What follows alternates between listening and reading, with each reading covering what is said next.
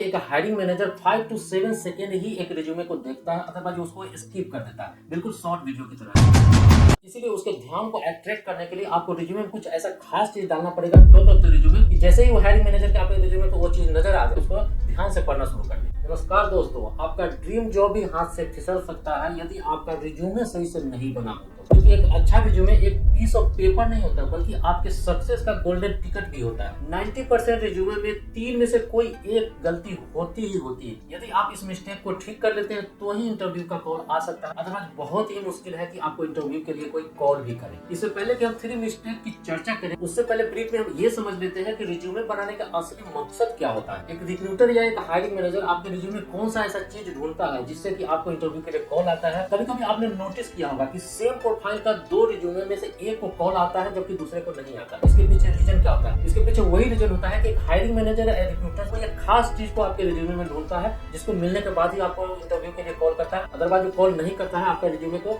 Side में कर देता है, यानी रिजेक्ट हो जाता है। सबसे पहले तो आप ये समझ लें कि रिज्यूमे बनाने का पहला लक्ष्य नौकरी पाना नहीं होता, जबकि पहला लक्ष्य how to get a interview call होता है। यदि आपके पास कॉल, मैसेज या ईमेल आता है, इसका मतलब है कि आपका रिज्यूमे वर्क कर रहा है, आपका रिज्यूमे अच्छा है। शायद आपने सुना भी होगा कि एक हायरिंग मैनेजर या एक रिक्रूटमेंट मैनेजर को बहुत सारा रिक्रूटमेंट का प्रेशर होता है। उसके पास उतना वक्त नहीं होता कि आपके सारे रिज्यूमे को 1 by 1 करके वो रीड आउट करे। आपको मालूम होगा कि एक हायरिंग मैनेजर 5 to 7 सेकेंड ही एक रिज्यूमे को देखता है, अदरवाइज उसको स्किप कर देता है, बिल्कुल शॉर्ट वीडियो की तरह या रील्स की तरह। इसीलिए उसके ध्यान को अट्रैक्ट करने के लिए आपको रिज्यूमे में कुछ ऐसा खास चीज डालना पड़ेगा टॉप ऑफ द रिज्यूमे कि जैसे ही वो हायरिंग मैनेजर के आपके रिज्यूमे पे वो चीज नजर आ जाए, वो उसको देखने लगे, उसको ध्यान से पढ़ना शुरू कर दे। तो दोस्तों, आज के वीडियो में हम रिज्यूमे के अंदर 3 मिस्टेक्स की चर्चा करेंगे और उसका सोल्यूशन भी बताएंगे। पहला मिस्टेक, नो क्लियर ऑब्जेक्टिव। अब सीधी सी बात है, जिसके लाइफ में कोई ऑब्जेक्टिव ही नहीं होगा वो जॉब में क्या पर्सनल लाइफ में भी कुछ नहीं कर सकता, या फिर जिसका ऑब्जेक्टिव काफी लंबा हो, जिसका अलग अलग मीनिंग निकलता हो, वैसे रिज्यूमे को तो हायरिंग मैनेजर देखना भी पसंद नहीं करता। एक क्लियर ऑब्जेक्टिव का मतलब होता है आप अगला जॉब में किस तरीके के रोल ढूंढ रहे हैं। जैसे आप अपना ऑब्जेक्टिव लिख सकते हैं, seeking a role as a senior manager where I can use my experience and knowledge to deliver